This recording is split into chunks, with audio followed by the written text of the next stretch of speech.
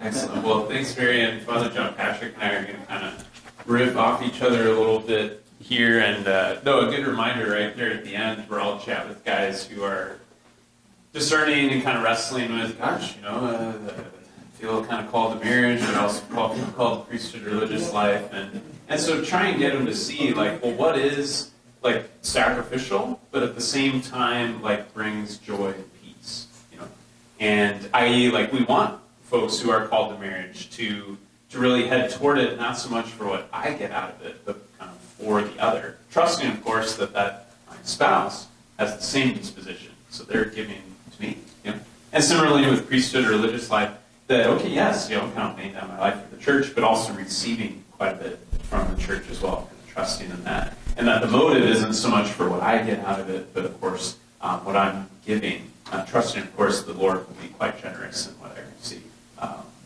Even if, those lines are funny because, of course, there's some truth there as well in the midst of the sacrifice, whatever our vocation may be.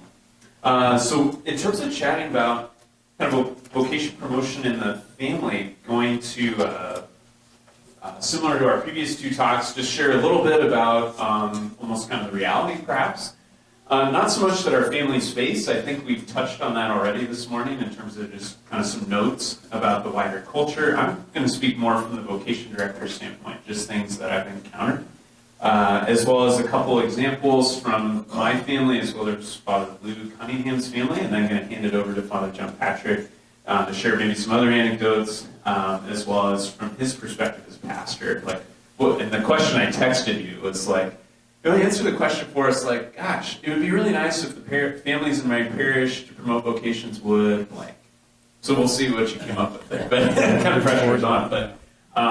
But so diagnosing the reality there. So there was, how can I name this person without naming this person? So anyways, there's someone who I've been ministering with, won't name the context either, kind of give it away. But anyways, this person I'm ministering with, super involved, lay Catholic, very passionate about the church, and I would say passionate about vocations as well, but very passionate about the church.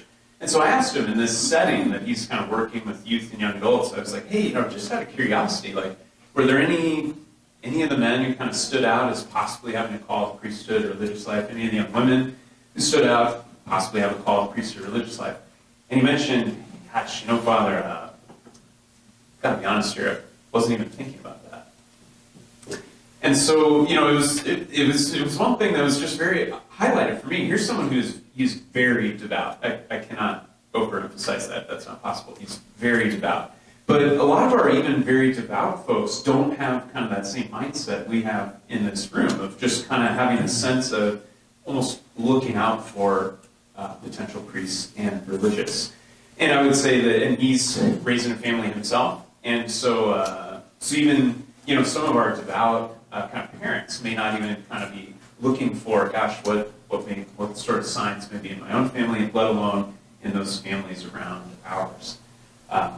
Why is that? Well, I think on some level, I don't even know that I was necessarily thinking like that before I was a vocation director. So there's something about being in a Serra Club member, kind of vocation ministry, just maybe more wired that way. But I would say a big challenge that I think contributes to that is, especially for us in the Northwest, this goes for all the clubs represented here, there's just less interaction with priests. Some folks, I remember when I was at St. Charles and I would go to a parishioner dinner. Oh my gosh, Father, the priest, you should come over for dinner all the time. That's just not as much of a reality where we've got guys who have a lot more administrative work. Father Nathan spoke to, it's more complicated to be a pastor now, or even just a priest. And then I would say though that this is even more of a challenge. There is way less interaction with consecrated religious. Many of you may have had religious sisters teaching you as you were in school. That's just not the reality of most of our schools now. Father Lappy spoke to the Dominican sisters being at Star at Sea, but even then, they only have 4 sisters there. It's not like the entire school is taught by religious sisters. So it's much harder for our youth, young adults to kind of see, as well as for those just maybe kind of unstructured interactions in the home with the priest or religious, where there's just less interaction. Also, this comes from the latest CARA. I cannot remember what that acronym stands for. I should know that. Like Mary spoke to, I actually do know some more of what I'm talking about. I remember Center for the Apostolic Apostolic. What is the something? Oh, it's out of Georgetown. Research. Yes. Yes. So they publish a study every year on the ordination class. And they just recently published the one on the 2023 ordinance of the United States. So all the dioceses, religious orders. And in there they mention like who encouraged you to become a priest. So 37% of newly ordained priests said their mother encouraged them to consider the priesthood.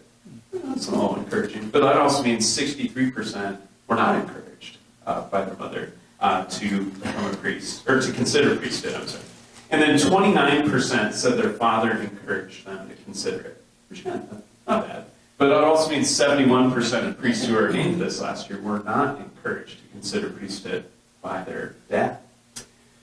Now, thankfully, only 10% of parents, and sorry, I'm an accountant, all these numbers may not be helpful, I find it helpful, but while only 10% of parents discouraged their sons to become priests, the highest percentage of when they asked, well, who actively discouraged you from becoming priests?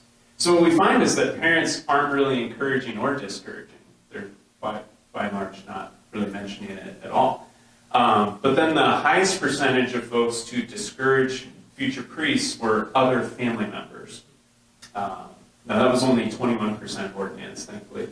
But so that might be like a sibling, and I can even go into some of the anecdotes, like one of my siblings in particular kind of pulled me aside. We were hanging out. We actually went to the Spokane Shock game, arena football. And he pulled me aside, as we're walking back to Gonzaga after the game. He's like, look, Justin, you can't do this. And I was like, why?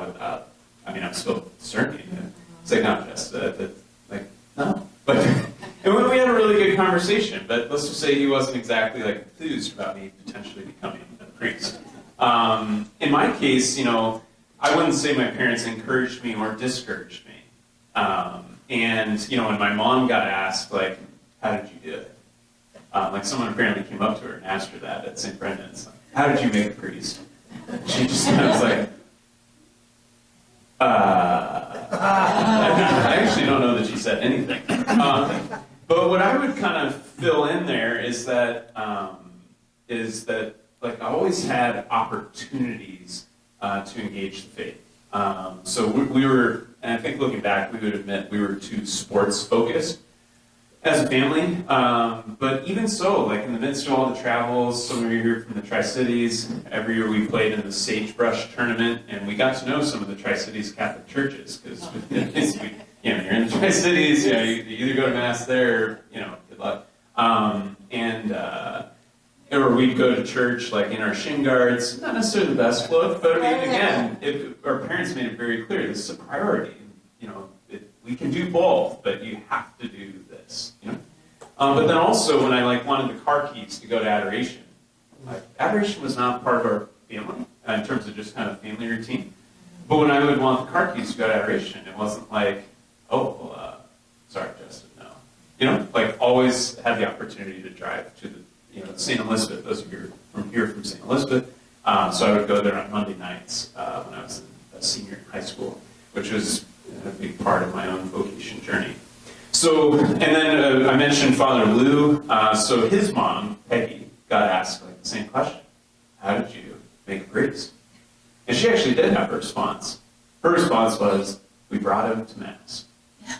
And I think part of it is she was kind of dumbfounded, well, I don't know. It's not like we told him, hey, Lou, you should be a priest, And he entered right out of high school. He, without going into the vocation stories, he wanted to become a priest from a very early age. And his parents weren't necessarily, actively encouraging him, but they were certainly open to it. So, a couple more things to say, but I think I'm going to hand it over to Father John Patrick now to maybe share some anecdotes as well as that answer to that question I texted you. So, that sets you up. Do you feel set up, or do you want me to do a little? set the ball a little bit better over the net, or I'd like to just respond to a couple things Sure, yeah. you said, Father Justin. So some aspects of your story and also Father Louis Cunningham's that resonate with me is one, opportunities to encounter the faith. So that's one thing. Another thing you mentioned is adoration, and then going to Mass. And so the other thing you mentioned is kind of being steeped in the culture of sport, which is common in most families today. And the other thing that was common in my family is really oriented toward career. And so I think that when it comes down to it, in my experience, which is the lens that I speak from, it was being met where I'm at that really made a difference. So early on in my high school years, it was being met where I'm at in terms of my mom listening to me, in terms of what I wanted to do with my future, and just meeting me there and listening. And so that brings to mind kind of three areas that I think are important to take note of in terms of what's happening in the world today and what's the Holy Spirit doing in the church today. So at a universal church level, synod on synodality, listening, accompanying, and hearing the Holy Spirit from listening to one another. At a national level, our national church is undergoing preparation for Eucharistic revival. And at a diocesan level, we're preparing to become partners in the gospel. And so there are very spiritual realities that are under each one of these. And in our parish at St. Vincent, we're taking a look at every ministry that we have and saying, how are we embodying these happenings now? And I think that in discerning vocation, that is really alive. And so when it comes to this synodal listening model, it's meeting people where they're at, listening, being attentive, and really picking up on their cues in terms of what are their interests, what are their desires, what are their dreams, and simply listening. When it comes to Eucharistic revival, I can't understate the importance for Eucharistic adoration in my own path. And as a pastor, one of the things we're doing is really increasing opportunities for people to come and have a holy hour and spend prolonged time sitting face to face with Jesus in Eucharistic adoration. And so what we're trying to do is create opportunities for the high schoolers to have a holy hour, for the college fellowship group to have a holy hour, for the young adults to have a holy hour, and then infusing opportunities within there to pray for vocations. Vocations, and to educate on vocations, to holy matrimony, consecrated life, and to the priesthood. Like you said, there are a lot of people who have never met a consecrated sister or brother. And so I think that looking at all three vocations helps to kind of take some of the pressure off that can come with a young man who is open to a vocation of the priesthood, yet may not be really ready to declare a commitment in that direction. And the other thing that comes is, I think, for me, was being schooled in the importance of commitment and responsibility. And so that's something that young people are having an increasingly difficult time embracing.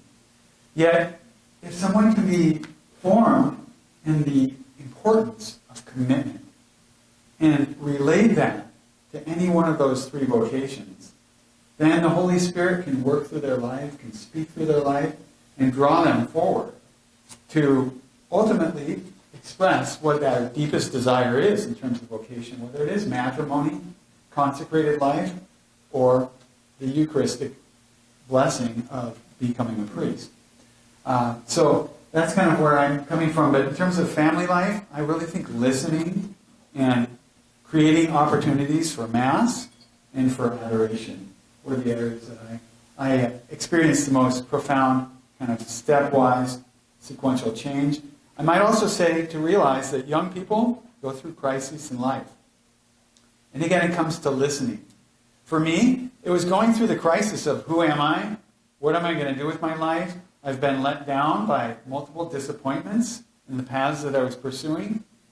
having that listening ear, and in line with the partners in the gospel to encounter, accompany, and invite. And so my mom was able to encounter a need in me, a desire in me, and to accompany me, and then invite. Gee, honey, would you like to go to Mass with me? And that's about what it took.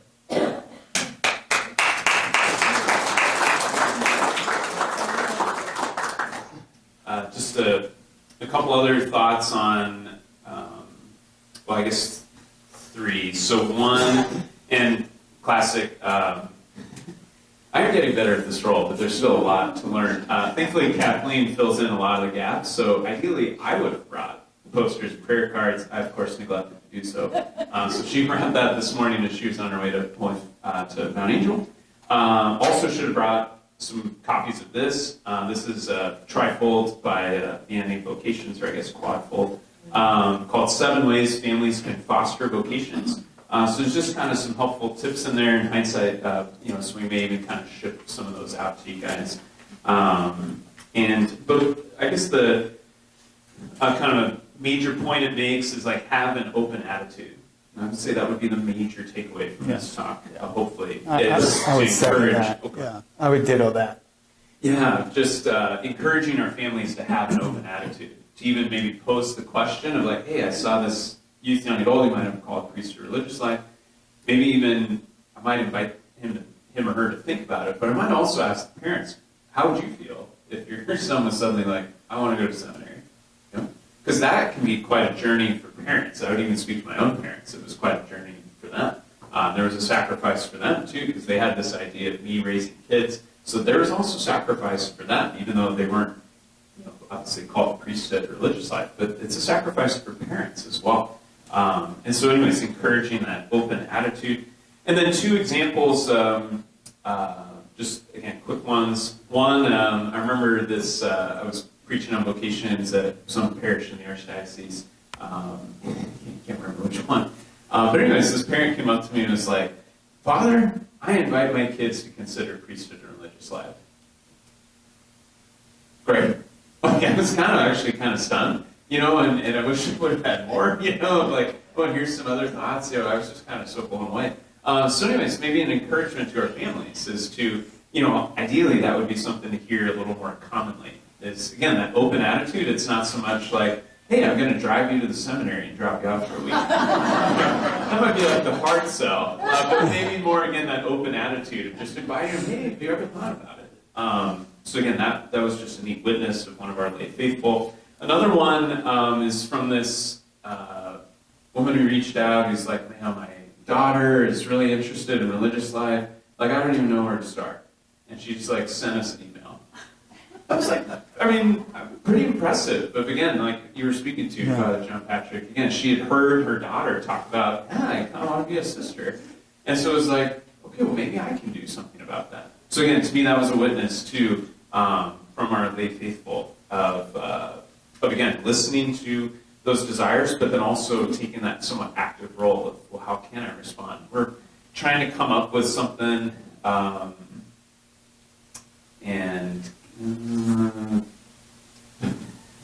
anyways, religious life's complicated, and anyways, have all these thoughts. But basically, we're trying to get a discernment group off the ground, in large part in response to this young woman's desire. So hopefully, God willing, more to come on that front. So you have lots of suggestions of what people directly associated with you should do, your families or people who know you. As Serrans, we're, a lot of people here are probably grandparents, so we're not directly involved with people in the pre-seminary discernment age. Is there something that we should take away from today and say, oh, well, here's what Serra Club should do to promote that understanding in families or people who would have that direct contact, that we ought to be considering leaving here today and go, that's something we can do? I'll let you speak, but from my point of view, I go back to encounter, accompany, invite at many levels. So at the level of your pastors in your parish, to encounter a company and invite them into considering opportunities if they're not already creating them. I think about Father Brad Hagelin at St. Luke in Shoreline, where I served as a seminarian and a deacon. And he, every year, has about a quarterly or biannual event where he handpicks certain people and invites them to have a gathering, young men, and it's usually fun, and then there's usually a little bit of a talk afterwards, but it's cultivating relationship. And he relies on people like everyone in this room who would be in his parish to help inform him, gee, you might want to consider inviting so-and-so. Because a lot of times that personal invitation from a priest is what matters.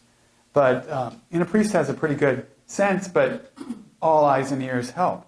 So that's one. And then the other is to also consider inviting, folks, just asking the question, have you ever thought of the priesthood? That was the question that a parishioner gave to me one time. After my mom had been repeatedly inviting me to Mass, have you ever thought of the priesthood? Or would you ever be open to it if God were calling you to that? So, invite. Okay, thank you. It's just somewhat related to that. Certain occasions would be like that. Also, would be like that first Mass of a priest. So it's like, hey, may not be at our parish, but this parish down the road. And then another one, this would be like coordinating either with maybe the 6th grade teacher at a local parish grade school, or maybe a tougher sell. The high school is just kind of, it's a little too much going on, and there's a whole sidebar there on scheduling best at high school, so I won't get into it. But anyways, just had a couple of those finally this last week, so they're fresh in my mind. But this whole notion of 11 and 11, where at 11 years old, is when they kind of first kind of consider, whether it's priesthood, religious life, I want to be a firefighter, whatever. Just statistically on average. Some it's younger, some it's older, but right around 11 is sort of the sweet spot. And then 11th grade is where kids, that's when they maybe first start making some real decisions towards something. Again, it might be later, in some cases even earlier, although I think if anything, more and more it's becoming later. And so then what if it's, what if, our 6th grade, talking to the 6th grade teacher, or maybe even like, could we just sort of pray for the 6th graders, and then maybe we just kind of come into the classroom and be like, hey, could you tell us, we're praying for you guys and for your own kind of vocation, could you tell us a little bit about yourself? I want to be a firefighter. Oh, very cool, Johnny. So anyways, again, those sort of sweet spots, 6th and 11th grade. And then that almost kind of connecting with folks through prayer, so to speak. And so that'd be just the